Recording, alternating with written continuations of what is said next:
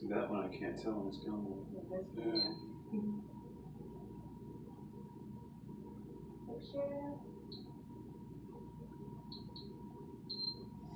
Yeah.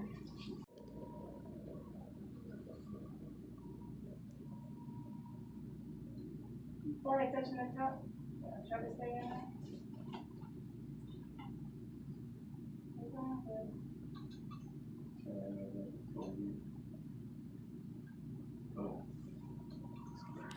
Go ahead and sit back. Let me go get that. Okay. Let me have you slide on forward. Place your chin there. Forehead up against that bar. Open your eyes.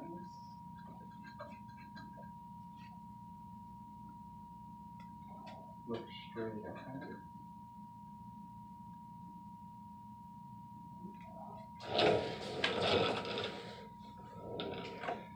For the vitreous in the left eye, you just put heme, H-E-M. Look here for me. That, yeah, my role here with your eye is really just the pressure. Okay, cool. Okay. Is there anything over the counter that I can buy to relieve the pressure? No. No? Yeah, we'll talk about things. Hang on 1 second. Okay. So for the impression, just traumatic glaucoma, left eye, severe stage, near diagnosis. There's going to be a gonio and a pachy. So, who put you on the oral steroids, the prednisone? That was the hospital. In Dallas? Yeah, okay. Because the pills that they gave me, it was take 7 for 7 days, take 6 for 7 days, and then it basically weaned me off, so I'm on 1 now. Okay. Yeah.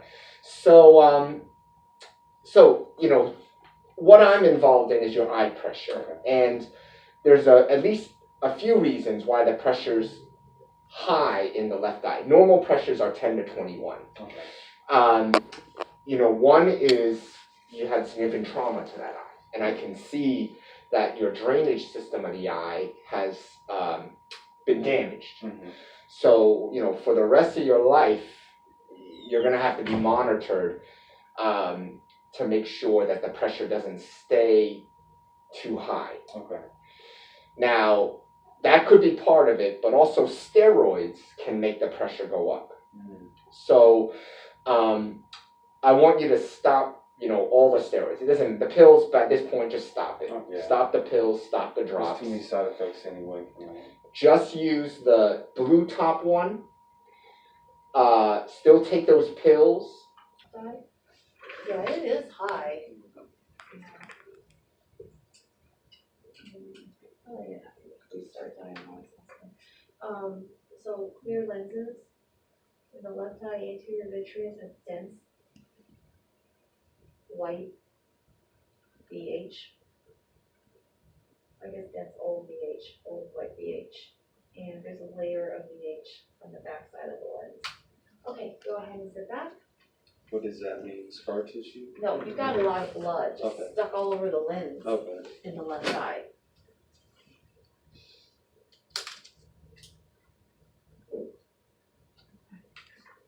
Look up. to your left, directly to your left, down to your left, straight down, down to your right, directly to the right, and up to the right. Okay, look at me. So I would think it's a non-caring VA transfer at this point. Traumatic. Okay. Close your eyes. So hold jelly, okay? You have this one.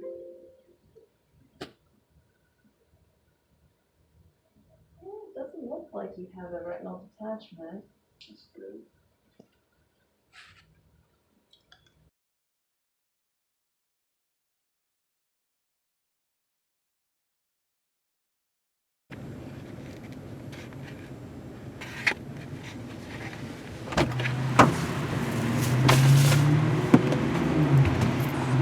Morning, buddy.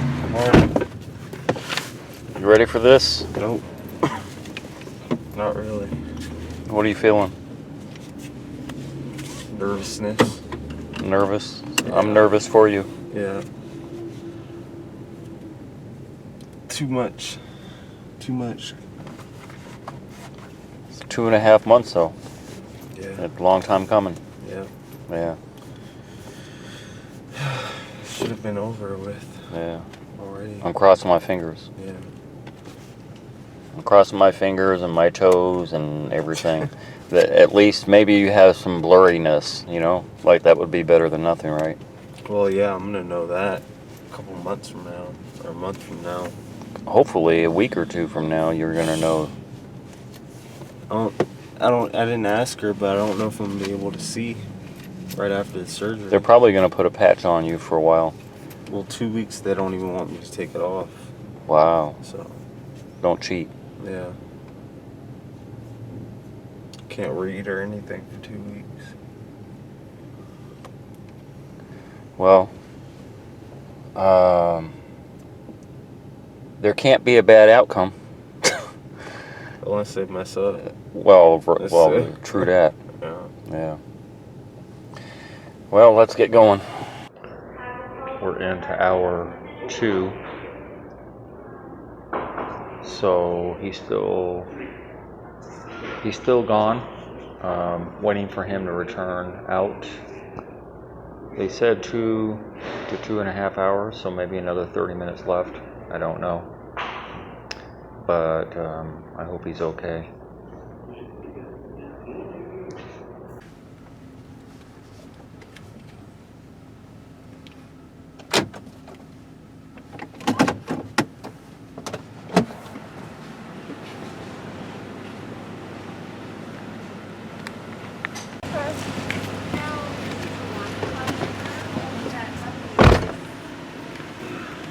Thank you. Have a good day. Thank you. You all right? Yeah. I'm tired. I know you're tired. How do you feel? I feel a little better. I need He's that. always Thank forgetting you. something. Good luck with everything. Thank you.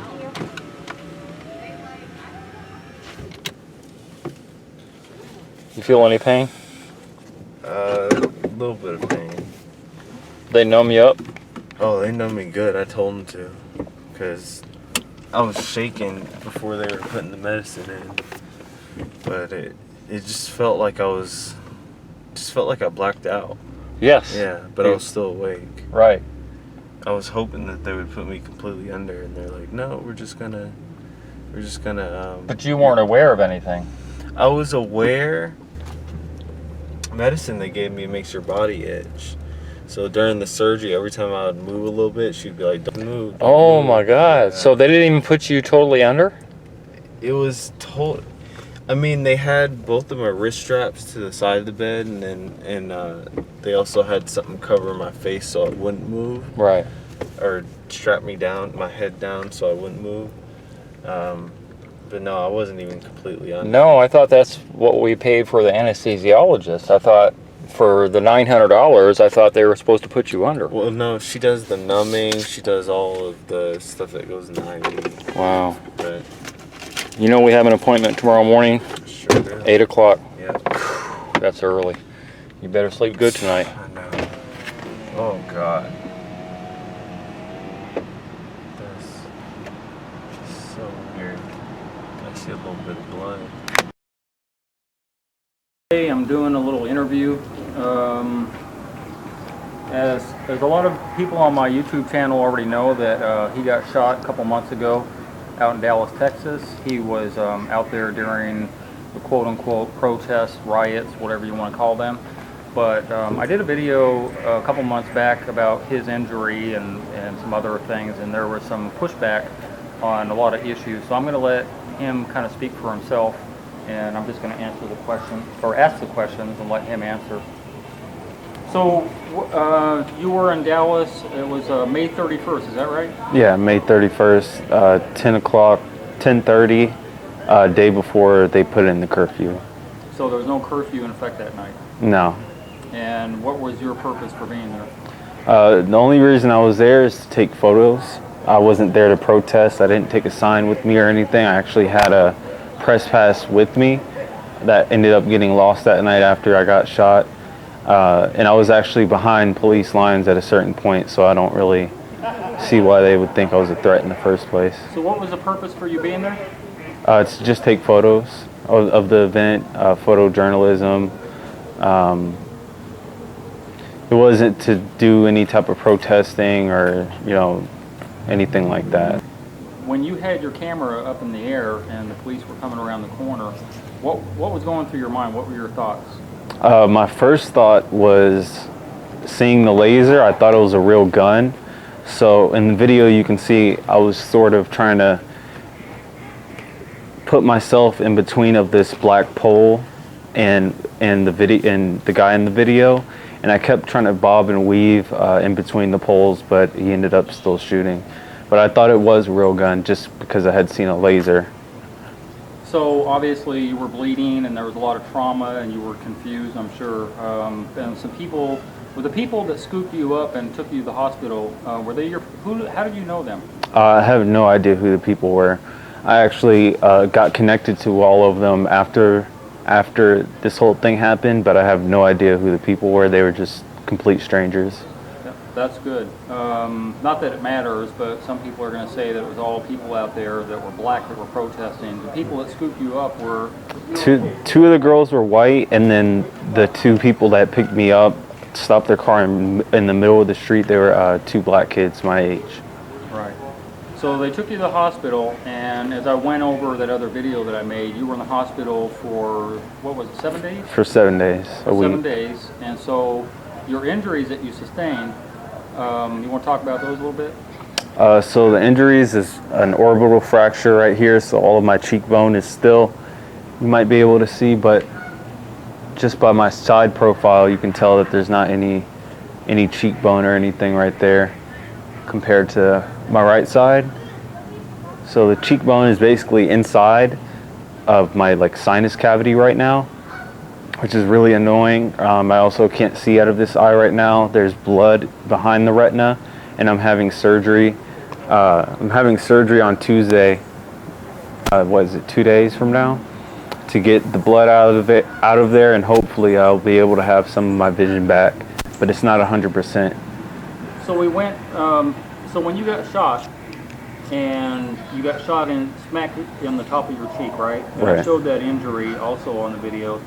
You said that there were 3 injuries, right? It was your cheek, the cheek shattered, the bone inside. The cheek shattered, the bone inside, and also I had teeth that got busted. I probably have 6 teeth that have big holes, and gaps missing.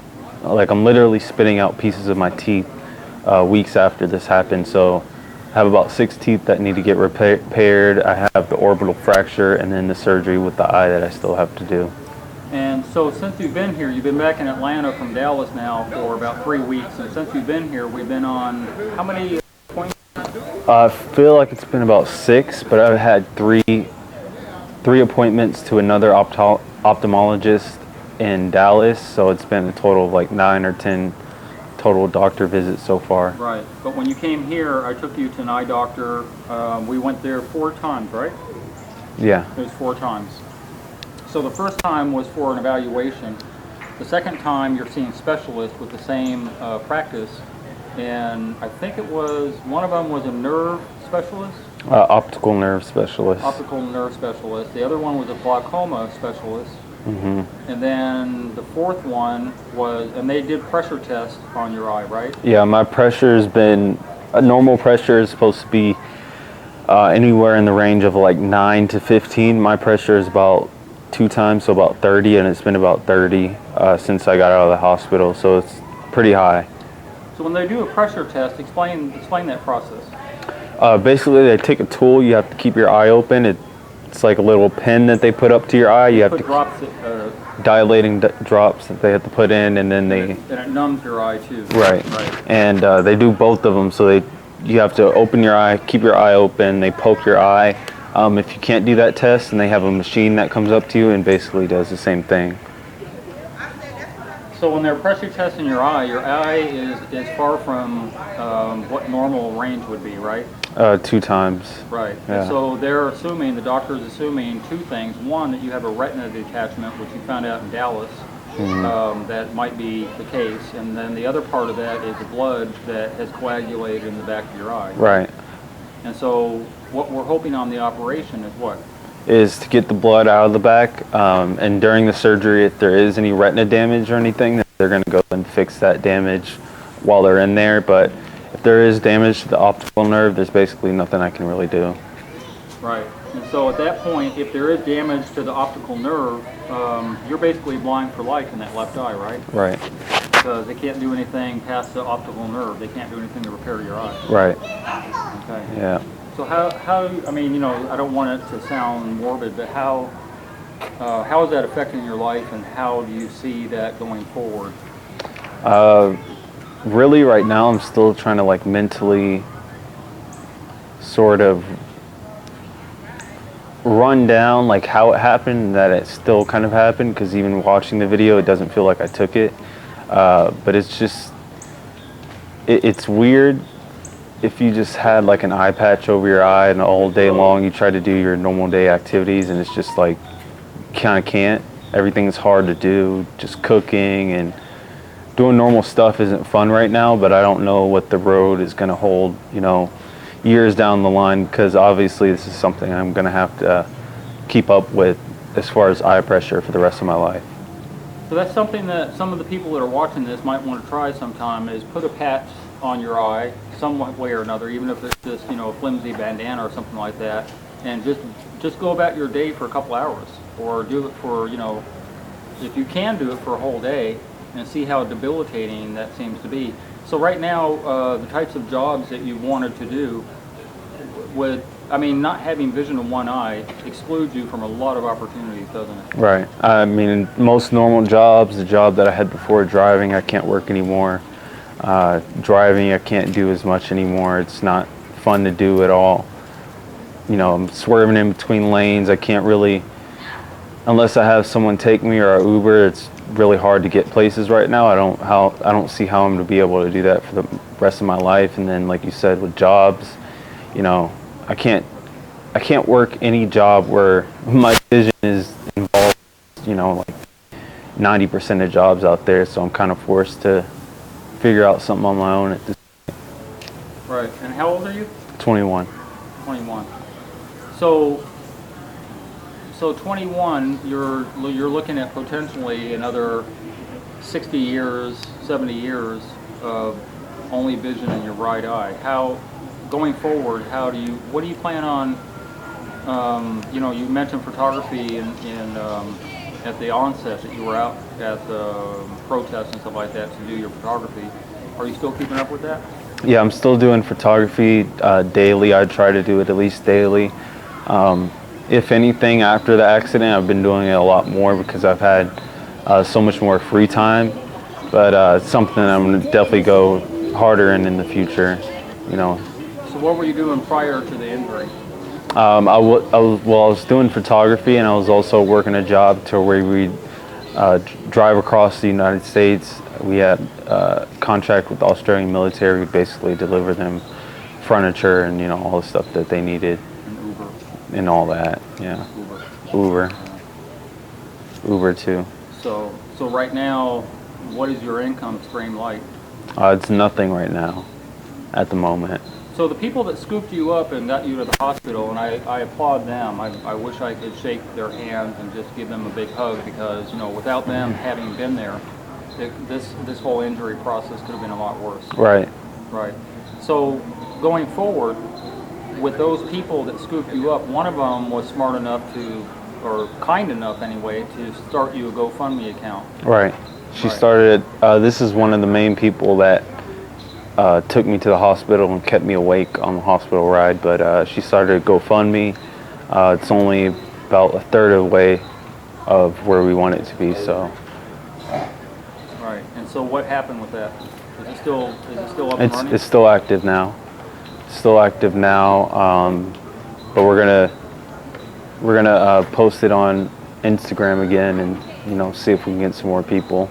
And why is that? Because I still have to have facial reconstruction surgery. Like I said, the teeth that need to be replaced, you know, that alone is going to be a couple grand. And like I said, I'm not working, so I don't have the money. And so how much have you spent off of the GoFundMe so far? How much is the eye surgery?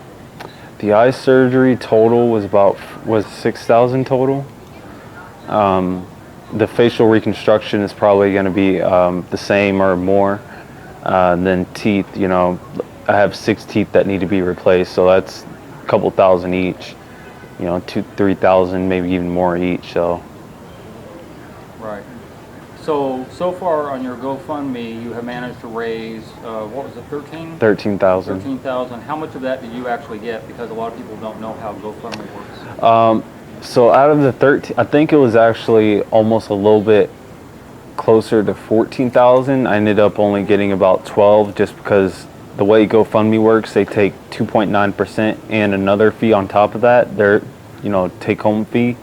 So they do take a small portion when you get your transfer to your bank account. So you don't get the full amount that shows up on GoFundMe.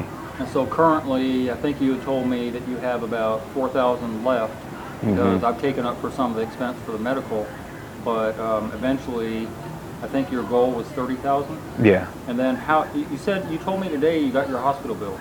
My hospital bill was 34,000. Right. And that's with discounts because it's self-pay and all that. So if you take the 34,000, the 6,000 that you're spending for your eye, that's 34, 35, that's 40,000. Then you have your facial reconstruction, just round that out to another 8,000, that's 48,000, and then your teeth are probably another couple thousand. So you're probably pushing, by the time everything is said and done, about 50,000.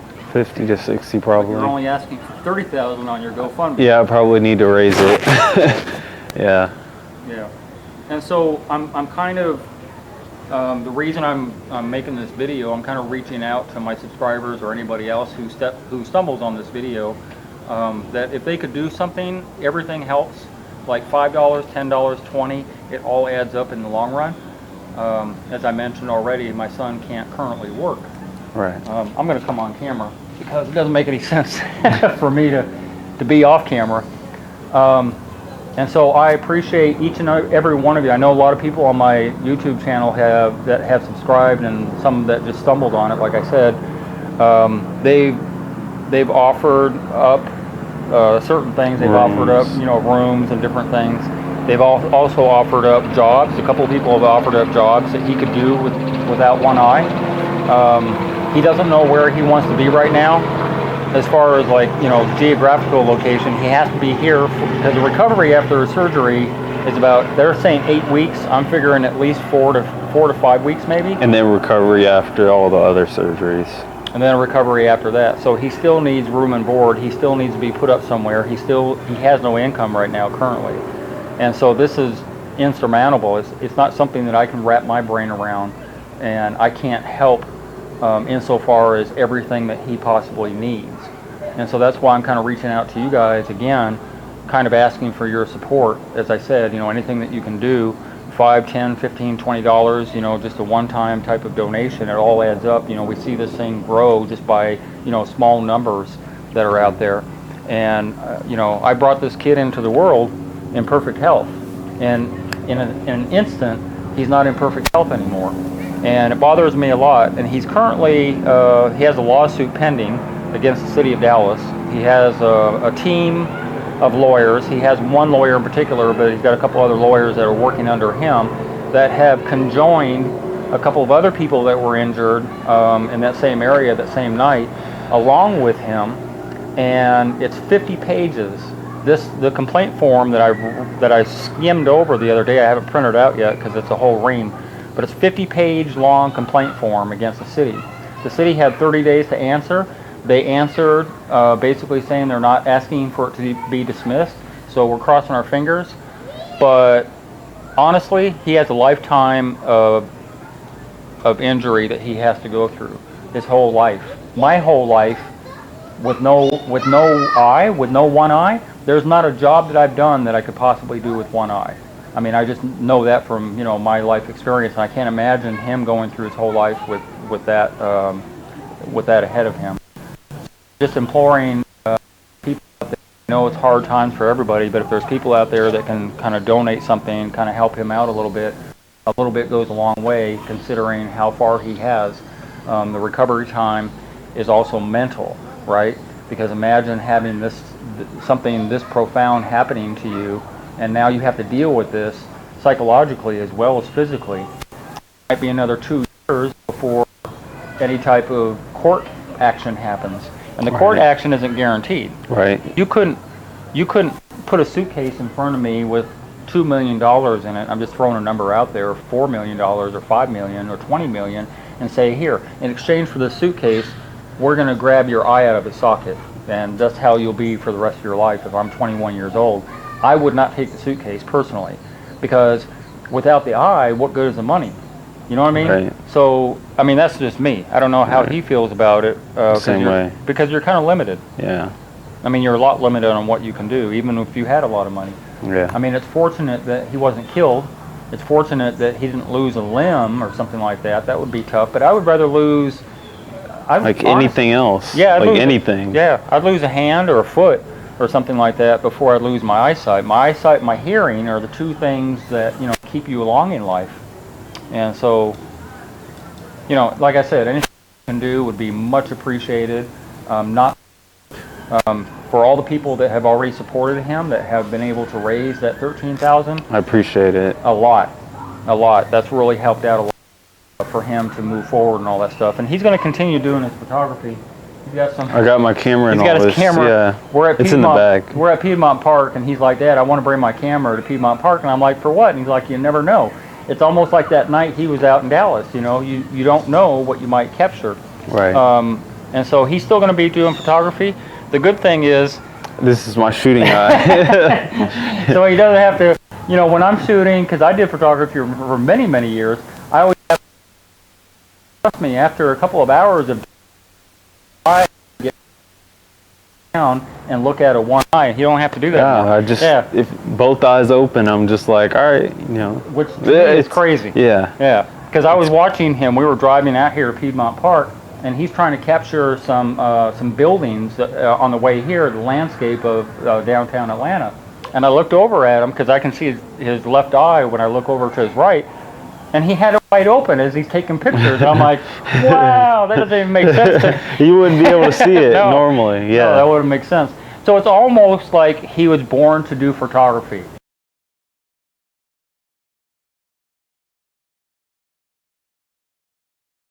It's almost like this is his niche market, and I'm pushing him toward that end because he has to pick up something that will make him money for even the short term. Yeah, for the short term. Yeah. So anyway, I'm going to step back out of here. If there's anything that you want to say, kind of a follow up.